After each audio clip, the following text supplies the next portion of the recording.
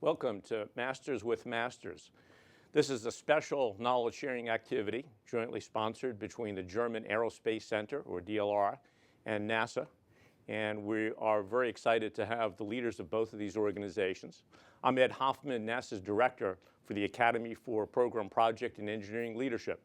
And over the next period of time, what we'll be doing is sharing some of the thoughts, reflections, and experiences from a career in space and managing complex type programs. Very excited to have two special guests here for this activity. I've been told to be informal in the introductions, so we have Jan Wörner, who is the chairman of the executive board of German Aerospace Center, or DLR. He's been in that role since March of 2007. Before that, he was the president of Darmstadt Technological University for about 12 years. And he joined Darmstadt in 1990 as head of Testing and Research Institute after a career in civil engineering. So welcome to NASA. Thank you very much. I'm delighted to be here. And we have also Charlie Bolden, the NASA administrator, who has been in the position as NASA administrator since July of 2009. Before coming to NASA, he served for 34 years in the U.S. Marines, serving for 14 of those years as part of the astronaut corps and retiring as a two-star general.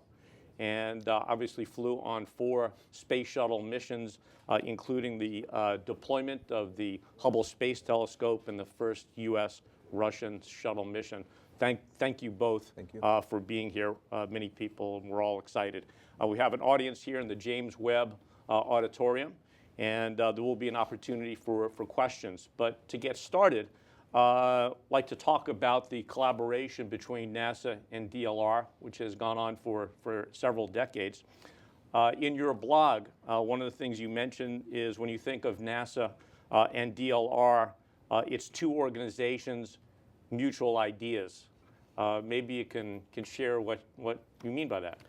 If you look to the both organizations, NASA on the one hand side and DLR on the other hand side, you see some similarities and some differences. So for instance, the similarity is that both of us share the interest in space and aeronautics, which is not common in the world. Look to the world, you will find only a few organizations like that who are at the same time, or which are at the same time working in space and aeronautics. This is a similarity. And another similarity is that both of our institutions are space agencies, and we are also doing research. You are doing that research in your labs at Ames, at JPL, at Dryden, Goddard, etc.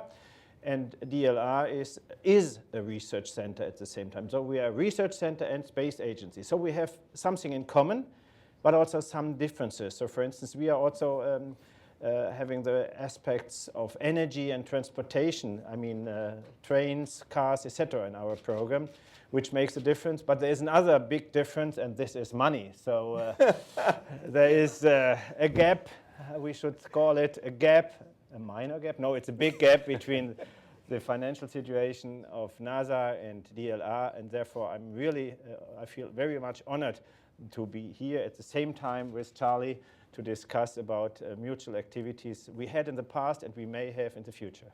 Right.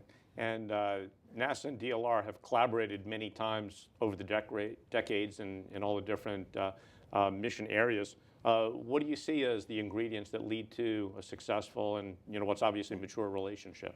I think as Jan has mentioned, one of the things that has been critical is our basic principles of the things in which we believe. And we were comparing, for example, the President Obama's national space policy that we rolled out in July with the recently released policy in Germany. And They very much mirror each other. The importance of international cooperation, the importance of commercial involvement and utilization, and then the importance of research and development. And those are the three key items in the President's space policy, but also things in which there is no disagreement, whether you're talking about Congress or the White House. The importance of aeronautics, the importance of science, increased funding for science in our case and for aeronautics, and then the critical importance of education. And those are areas in which we continue to work. All right. You've also mentioned in the past that trust and relationships don't come usually from institutions only or agreements. They come from the personal relationship. And did that come from your experience in the astronaut corps, or how did some of those experiences that you've had led to? If I look at recent experiences, and recent for me would be the last 40 years. Since leaving Columbia, South Carolina, and migrating away, my experience in the military and NASA and everywhere has been most places in the world except the United States. Any successful business venture requires an aspect of trust, which is built on a period of time of interaction and interchange, where there is a personal relationship established among the parties. The U.S. is probably the only place I've ever been where you may not even know anybody and you sign a deal. Most other places in the world, you meet and you sip tea or you drink coffee or something, and after weeks or months of getting to know each other and becoming comfortable and trusting, then you sign an agreement. But of course, at the same time, you need to have something to give each other. I mean, it's the personal friendship or the personal relation is very important, and I totally agree with that. For me personally, it's also very important, and therefore I'm very happy to be here. But at the same time, it's also, of course, a question, can the other partner give something in a partnership? And I have the feeling that in the partnership between NASA and DLR, there is a lot which we can give each other. For instance, if you look to SOFIA, the flying telescope, infrared telescope, so we have really a perfect match. So it was the competence of NASA for the plane and everything, and then there was a competence of DLR giving the instrument, the telescope and all this. So it was a perfect match, and I was very happy that you're not looking for just, is it 50-50 by money, but is it something we can do together and then we are better than each of us? And if I were to add a final piece, it would be, as I travel around, no matter where I go, there are three principles on which we always operate. And that's the issue of transparency, being honest with each other, reciprocity, meaning, as Jan said, there are things that we can give back and forth. They may not have any involvement in money or funds, but there are reciprocal things that we can do. And the third is there must be a mutual benefit to both. Otherwise, there's no real need to do it or interest in doing it. Yeah, and Jan, one of the things, you come from a background which is diverse in civil engineering. You spent time in Japan studying earthquake safety. How does coming from a different background into aerospace, where you're working with different international partners, sectors, different disciplines, how does that shape your thinking and help you in your leadership? It shaped more than just thinking. First of all, earthquake engineering is a good basis for space technology because it's very dynamic. And therefore, it's also a good basis for what we are doing here. You see, it is, from my childhood, I was always interested in space technology. My father put me on his arm and said, oh, look over there, there is Sputnik. I did not see anything, but I believed him. And then I followed all the American missions. Really, I have them at home. Yeah, I can show you. You can check that. I followed everything. I knew everything, Buzz Aldrin and all these people who, Buzz Aldrin was here. But I really followed everything. And then I was just a civil engineer. But an engineer has also some thinking, and I tried to develop. And then I became, by chance, president of a university. And this was, for my opinion, it was a good basis even for future work, which I'm doing right now. Because as a president of a university, you have also to tackle some problems, financial problems. You have a diversity of professors, which is a very special race. And then you have international contacts. And I was lucky enough that I could convince the government at that time to give the university I was president of a special law. Full autonomy for a public university was a great deal. And then I said, okay, now after 12 years, I should try to have even a higher challenge. And I was very lucky, and this is more than just some feeling. It shaped my life. The last 3 years have changed everything for me, and I'm very grateful about that I have this chance in my life. It's unbelievable. Right, and so these experiences have played to where you are. It sounds like these last 3 years have been a good period of 3 years. Just perfect, just perfect. I can tell you, especially the relations also to NASA, the trust I felt over here, the personal feelings we could share, that the doors were open for me, that I could see what is really happening over here, that we developed further cooperations. I'm grateful for that, and the last 3.5 years, I can just say, perfect. Of course, there is some work, but this is what we like to have. Exactly. Yeah, I'd like to at some point maybe come back to the trust that you talk about, but one of the key themes that we're all hearing about that's important is technology, new approaches. One of the areas that you've written about, you talked about the fact that evolutionary technological development requires continuity, while as revolutionary development and breakthroughs requires autonomy. Can you talk to that, and what's the importance of autonomy if you're going to have revolutionary or maybe radical breakthrough? Yeah, that's a very interesting point. I thought about that because I had to give a lecture, and the question was, is technology evolutionary or revolutionary? That was the question. And during the preparation of that talk, I wasn't clear. So I looked at first and thought, okay, nature is for sure is evolutionary. From the Big Bang to the universe, from single-cell organism to Homo sapiens, everything is more or less evolutionary.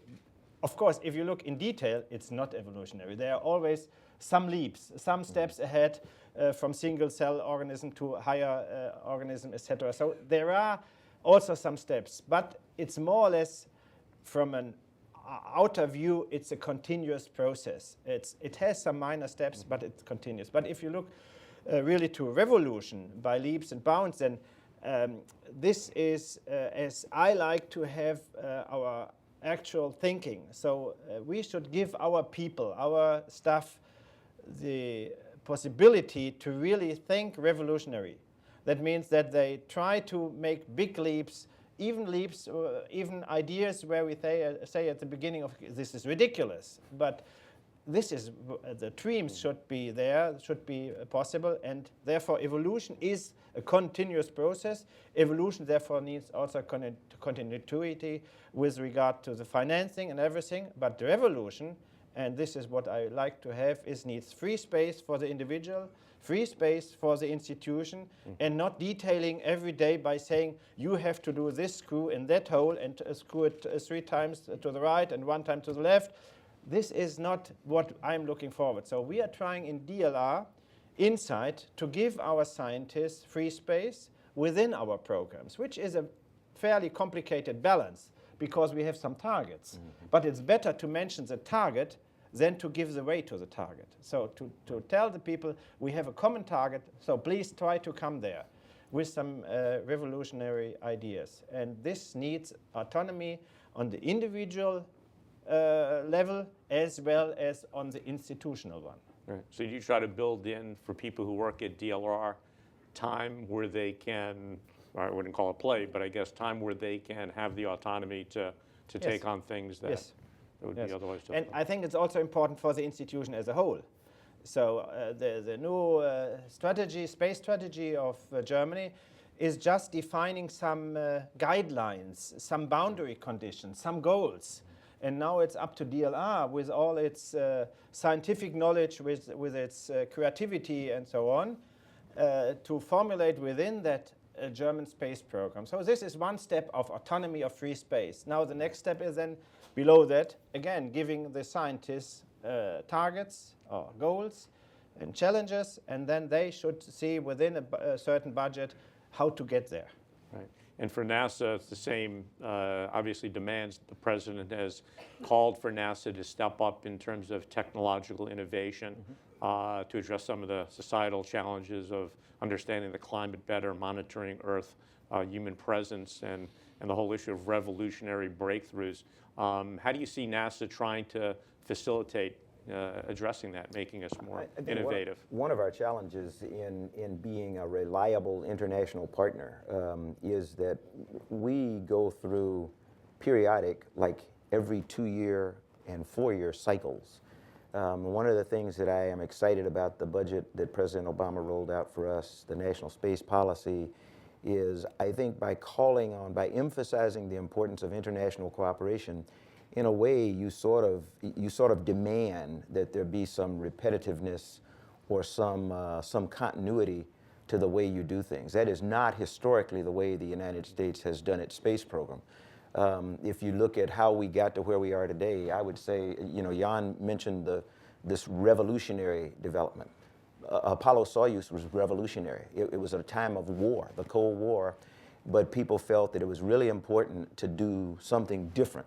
And so we did Apollo-Soyuz. The International Space Station, on the other hand, while it had a geopolitical reason to start, that was an evolutionary development that has brought in 15 or more international partners over time. And it is something that when it came time for us to evaluate what we were going to do in the future, the international partners came in and told the Augustine Committee, for example, you cannot get rid of the International Space Station. Our plan was to do away with it. But the international community said, we have time and money and everything invested in this, and we are finally about to see the point where we can now do legitimate science. You can't step away from that. So I think that, that's why the President and I both like increased international involvement, because it demands that there be some consistency in the programs that you put in place. And one of the things we'll get perhaps some questions here shortly, but you're making an interesting link between innovation and technology going in new ways, but also the collaboration, the partnering. And obviously with the International Space Station, it's been in a process of being built. Now we have a decade or more to work and get science out of that. How is that serving as a model for how we partner together internationally and the benefits of that and moving forward? I think there are a number of things with Station. It serves as a model for international collaboration and partnership because it is the result of treaties among nations. But then, as we started talking about initially, there is the matter of building trust, and that has come with time. That has been a very painful partnership in its development. When you talk about ESA, Roscosmos, the Japanese, us, the Canadians, on and on and on, very diverse interests and very diverse capabilities. But Station has allowed nations of incredibly diverse capability to come together into one enterprise where, again, if I go back to this reciprocity, every partner is able to contribute something. It may not be the same monetary value, but in terms of contribution to the effort, everybody's on an equal footing. Yeah. And if I may add something concerning the International Space Station. The International Space Station is for us now, it's a perfect international forum for interaction, but it's also a perfect forum for actual science. And now you are using the word innovation. So we have now within DLR, we looked into a little bit more into detail what is innovation. And we make a difference, maybe it's in English language not correct, but we are doing that, between an intervention and an innovation. So the scientific process starts with an idea and invents something and comes to knowledge, to maybe a product, even maybe a procedure or whatever.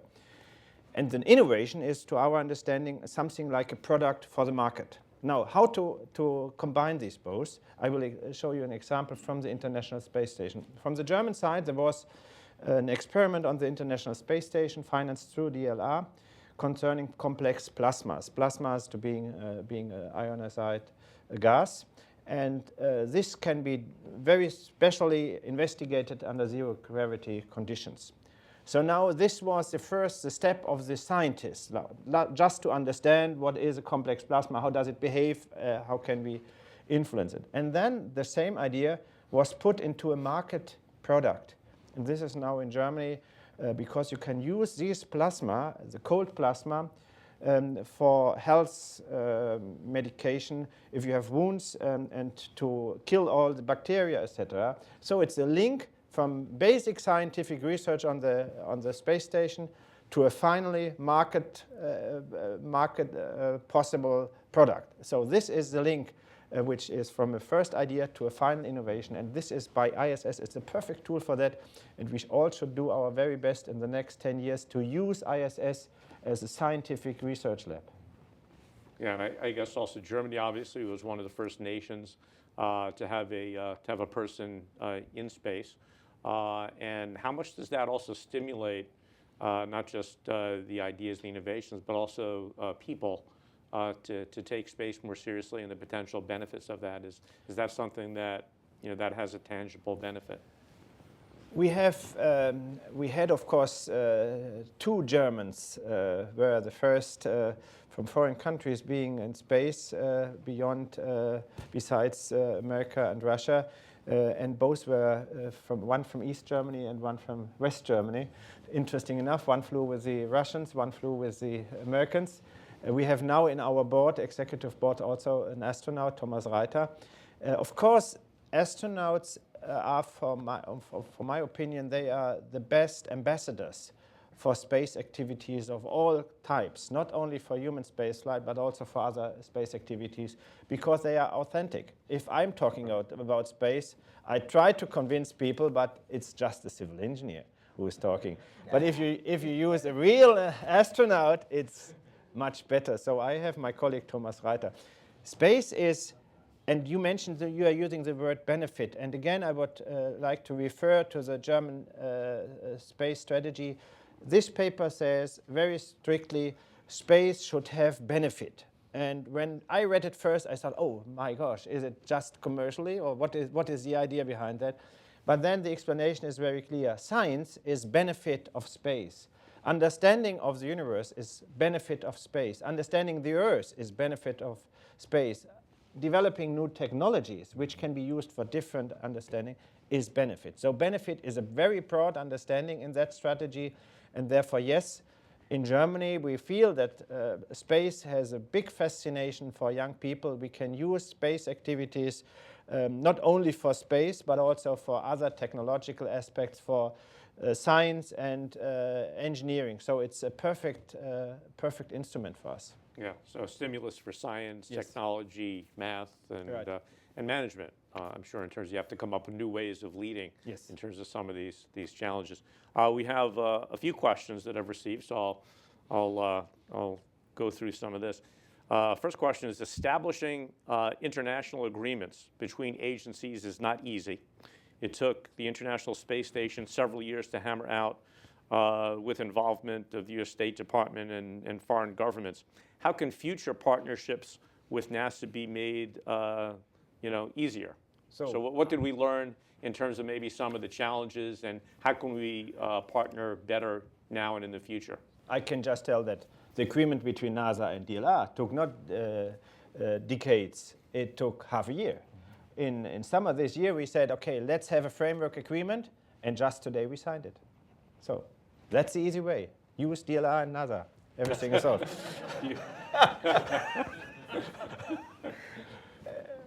I think one of the things is continuous involvement among the parties.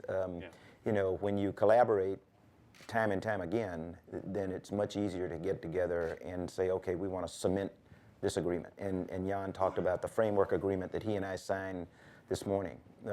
That's a result of collaboration and partnership through the years. But then we signed another agreement that brought Germany into the Lunar Science Institute. That took much less time, but again, that was because they had been collaborating and found that there was value in it for Germany and value in it for the other international partners in the Lunar Science Institute. Right.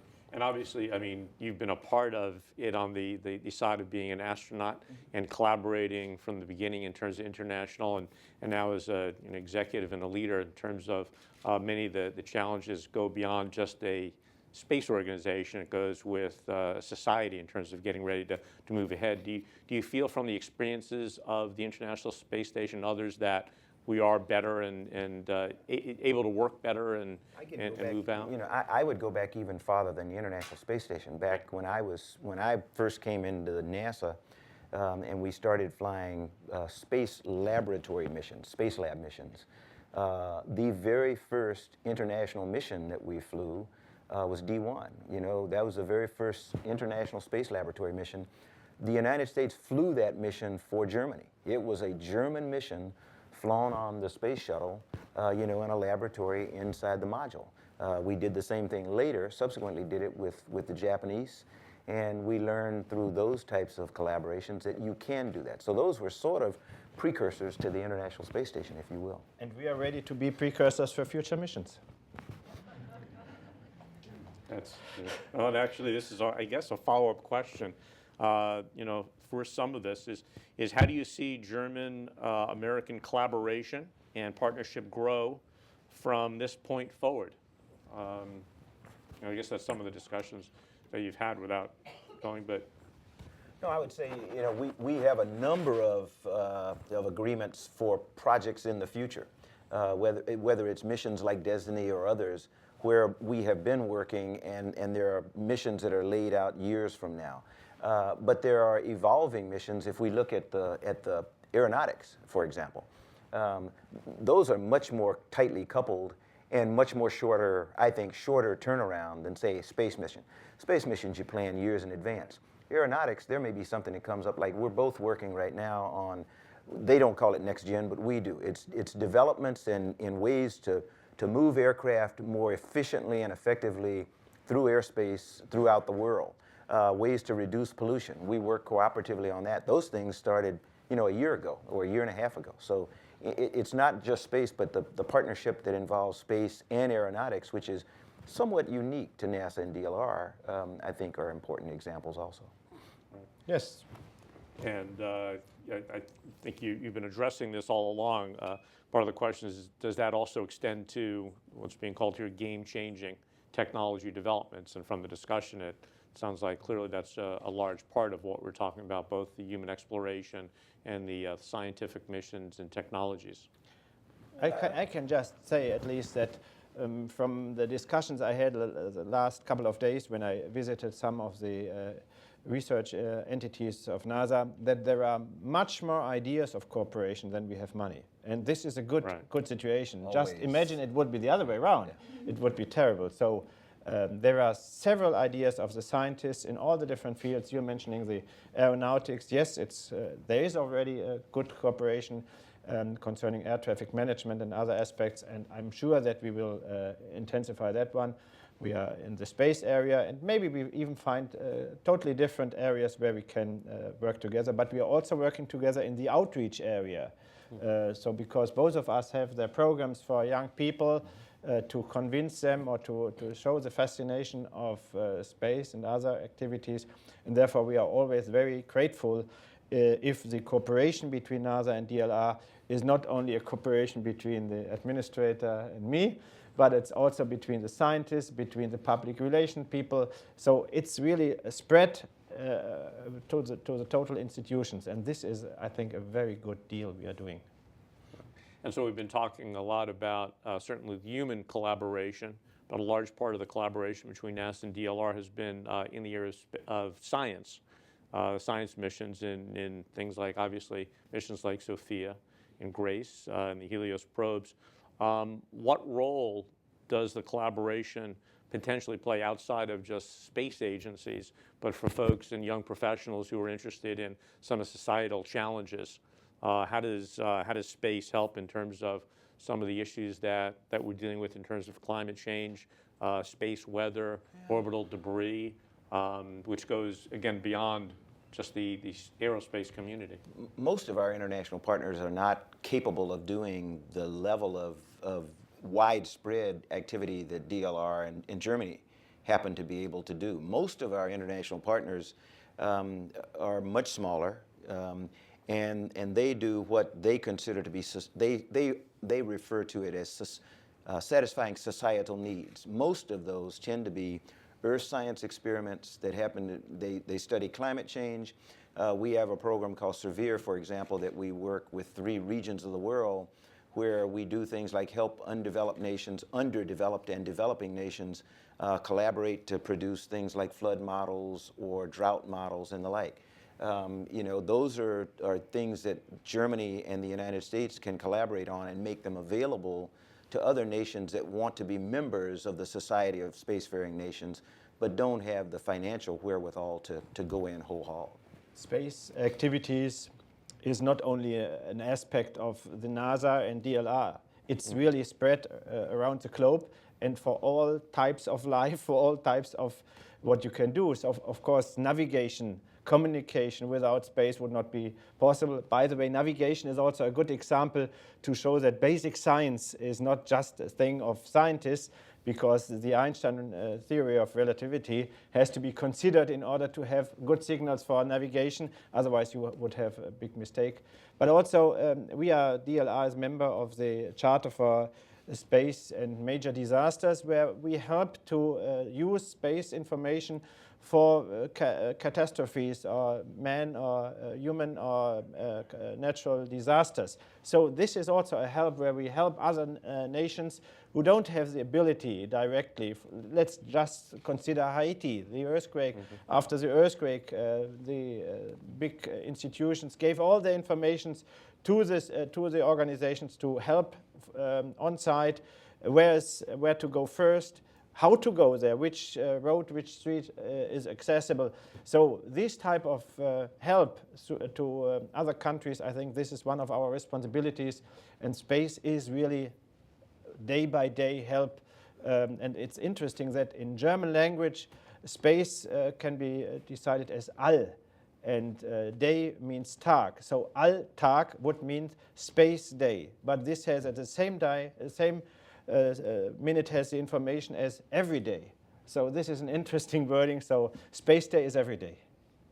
That's one of the things you're also talking about is that in these communities, there's obviously significant global expertise in science, in the engineering disciplines, and in different fields. With all the knowledge and with all the things that are always going on, how do we share knowledge, and how do we do that effectively so we're able to use that to society's challenges and to our own goals? Sometimes we're forced together, as we were after the war, after World War II.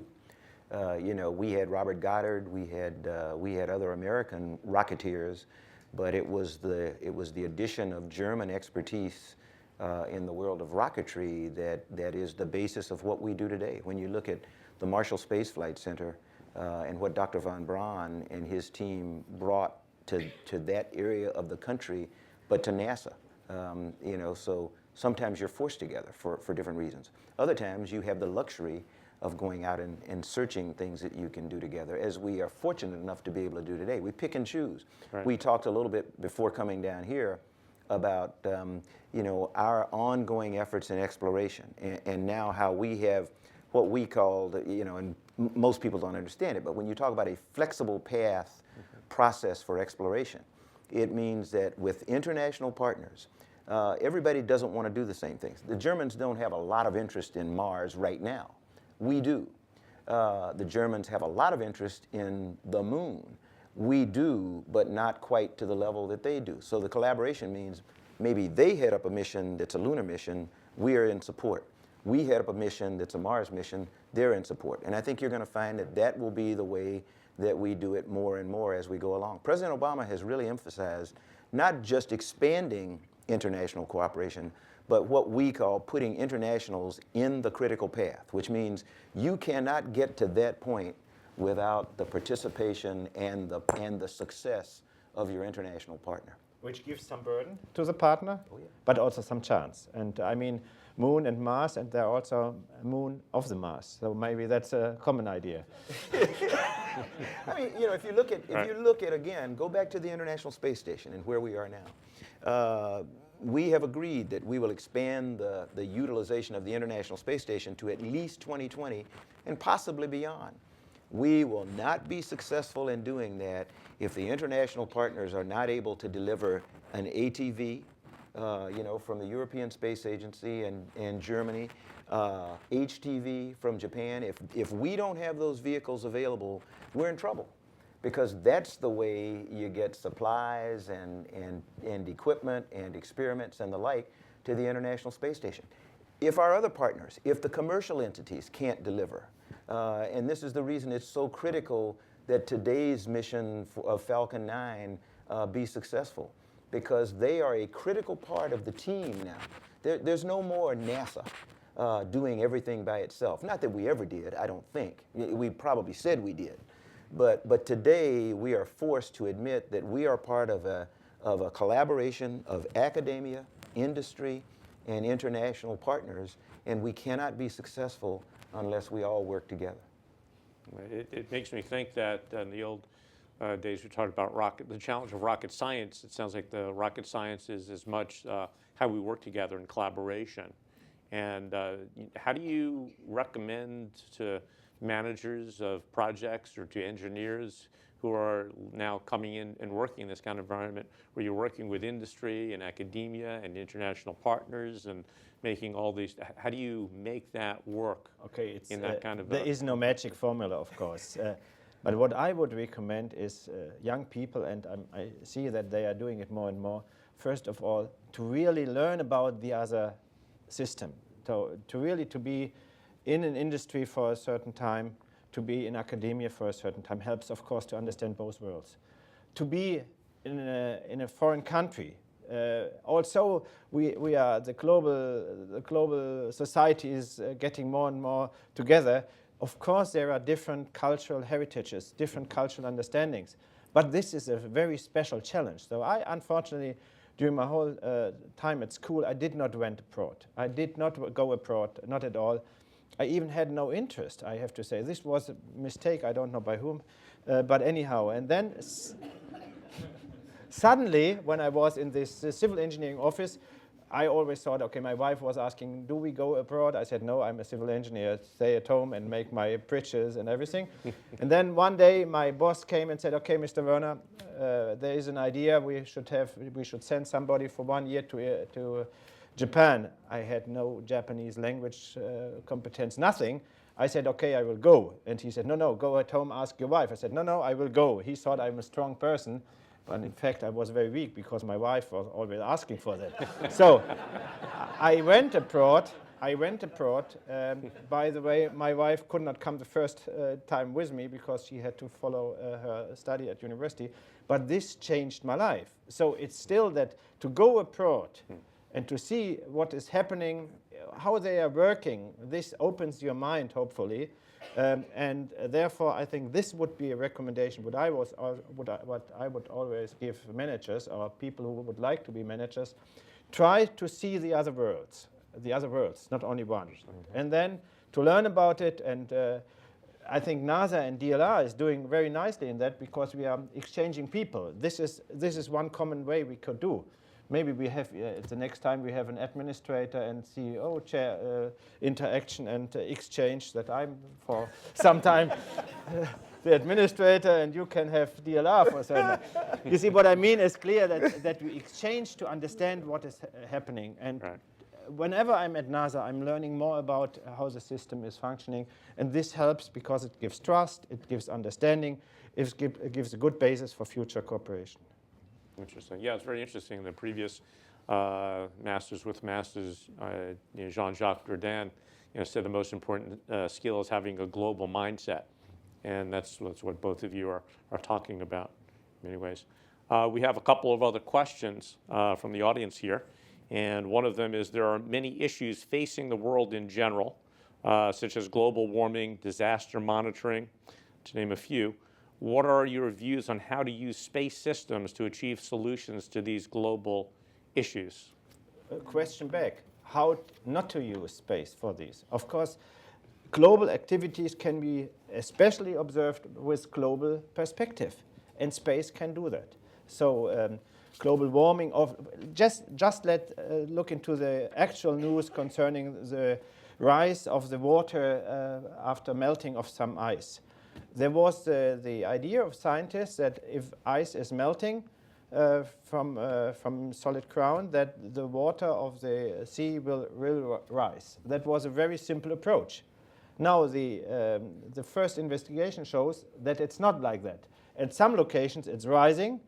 At some regions, it's even lowering. So this is a new scientific question which can only be answered by space technology, because only through space technology we get the data which then can be analyzed to get new scientific ideas. So space is not always the instrument solving the problems, but analyzing the problem, and if you understood the problem, you are on the first step to get also a solution for it. If I can give a couple of concrete examples, you know, Jan mentioned earlier the earthquakes in Haiti. Within hours of the earthquakes occurring, overhead imagery from multiple nations was available for decision makers, for disaster management officials to take action. One of the things that we in NASA are very proud of is that some of the satellites from, and I hope I get this right, so if Mike Freilich's listening, he can correct me, but some of our satellites in what we call the A-train identified 3 specific landfalls or landslides that were west of Port-au-Prince, probably would not have been discovered for days, if not weeks, and that resulted in the saving of lives. The issue with the miners in Chile, while not exactly using space imagery, what we did there was we used technology from space, not just physical, mechanical technology, but physiology and medical science, things that we had to learn to operate for long periods of time on the International Space Station were applied to a real-world disaster, and we ended up with 33 people being saved. That probably, it's hard to say whether it would have happened, but there's a good chance it would not have happened had it not been for the use of knowledge from space exploration, bringing it together with knowledge from people serving societal needs. The drilling company that brought two people in from Afghanistan who had been drilling freshwater wells, brought that technology to Chile and were able to increase the rapidity with which we were able to get to the miners. So, you know, space applications are there every single day, and they will continue. One more example, which I'm always quoting because it's so important. There is a special, I don't know how you call it in English, sudden child death. That's, I don't know how you call it. Infant Yeah, death syndrome. okay, I will still use sudden child death. Sudden infant, right. Sudden death is easier for me. Okay, but anyhow, and how to deal with that. And using the sensors of the astronauts, because they need it in space, there was a special suit, a child suit developed, and this is now securing the life of hundreds of children. So it's direct, again, a direct transfer from space technology to that. Of course, you could say, okay, we could develop it also without space, but this is always a question. From idea to the usage, it's not just a path in that direction. It's a revolutionary idea which comes in between, and therefore space is really excellent. The drilling machine with batteries developed for Apollo 11 because they had no cable to the moon. So you could say, okay, we don't need this development because we could develop on Earth, but it is done by that.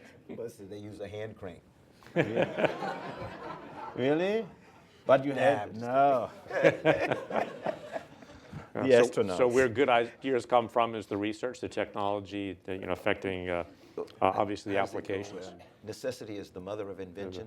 Yes. You know, we humans find that there is a need for something, and generally it's the technology push versus technology pull. You know, I frequently think that technology pull is much more effective than the other way around, but they both are necessary. Right. Yeah. Now here's a question from someone who wrote their name down. It's Mark Lee of NASA, and what he wrote down is, the question is, the International Space Station is designed for science and technology, but it's still very sparsely furnished, like a high-rise apartment without matching furnitures to do its intended job. Is there an international effort to beef up the research capability of the International Space Station? So, is there any... I would not say that Columbus, the European space module or research module, is not furnished. It could be Mark more. Lee said that. No. It's not as furnished as my living room, Yeah. but it's furnished maybe as a research lab. And of course we could do more, and therefore it's a German intention, very strong intention, and this is really a very clear word, that the next 10 years should be focused on usage of the ISS for science and technology. It's of course it's complicated enough to maintain the structure for human beings, and I understand that there's a lot of problems with the water and all these aspects, but we should concentrate also after this big investment by several nations, especially the United States. We should now also focus on the usage of ISS for scientific purposes, and therefore Germany was the first nation within the European area of the European Space Agency to say, yes, it's us who want to support ISS for the next at least 10 years. Yeah. So there's a lot of things that are happening that will continue in the next over the next decade. We're getting towards the end of our time, and both of you have talked about both in discussions here, but also in the work you've been doing, the importance of young professionals making space and room for a new generation to address some of the issues and challenges that we have. I'd like to start maybe with the notion of mentors, and I'd like to ask a question of who were your mentors as you went through different points of your career. And I'll start with Charlie. Who are the people that mentored you? You've heard me say this before. My first mentors were my mom and dad. I mean, incredibly valuable to me as educators, professional educators their entire life. I did not become an educator because I saw how hard they worked and how devoted they were to that, and how, to be quite honest, how little they got paid. But that's the story of educators. And as I continued to develop, I am a Marine today because of a person I met when I first went to the Naval Academy who just impressed me incredibly. I sit here today because of a mentor by the name of Dr. Ron McNair. I would have never applied for the space program had I not met Ron. Yeah. Yeah. In my case, mentors. it's complicated. Of course, my parents were my mentors, but they were my mentors without being there. My father died when I was 13 years old. My mother said, okay, I will try to survive until you have a job. And she did so with a time of just 14 days. So this was really extreme. So then I was more or less alone. I have a brother, an elder brother, which I have a very good relation with. So my father was my mentor without being there. It's strange enough, but he gave me some feelings what should be values in the world and what should the personal value and trust and all these aspects. Also, all of these I learned when I was older than I was when I really could hear him. And then I had the person who sent me to Japan. This was the head of this office, and he was really something like a father to me. We had also some struggle like sons and fathers can have, but he is Mr. Koenig. He was really the person, the mentor, the living mentor for me. And what advice, so clearly the importance of these people are noteworthy. What advice do you have to young professionals in terms of finding mentors, or how does that happen? Is it serendipitous, or do you seek it out, or what would you suggest? I think, today a lot of people actively pursue mentors. I frequently tell them, look and listen. Everyone that you meet can be a mentor and is a mentor. My most recent or my contemporary mentors are my son and daughter. They're incredible. I watch what they do, and I watch how they do it, and I couldn't do it that way. So I try to emulate the things that they do. So I would say, rather than go and go ask somebody if they will be a mentor, then watch and listen to people and then try to emulate the things that you see people do that you think are making a difference in the lives of other people. And seeing work, I mean, I know there are some organizations that make people who've been working for 30 years get mentored by, high school or folks who are coming out of school. So it's any age. I couldn't just say, I totally agree. We as the heads of institutions, we could give some help for that. We could offer something, but the young people have to find it themselves. And we need also mentors even now. So I totally agree. Also, my kids are my mentors, for instance, using new instruments in communication. Of course, Twitter and blogs and everything. My public relation managers always ask me. So, of course, I have some mentors. These are my kids. They say, OK, go ahead. Very good. It's gone very quickly. I'm getting the signal to close down. So we really want to thank Jan Wörner and Charlie Bolden for taking time out of a very busy schedule to share some of their thoughts and reflections with us. So thank you very much. Thank you, Ed. Also Thank want you. to thank Thank you. our guests from DLR who were very instrumental in helping us arrange this, and the team from the International Relations Group that makes sure that we do it right, and the great folks from NASA TV. So we'll close this one out. Look for this and the other Master with Masters on the NASA Academy website. And until then, keep learning. Thank you. Thank you. Thank you very much. Thank you very much.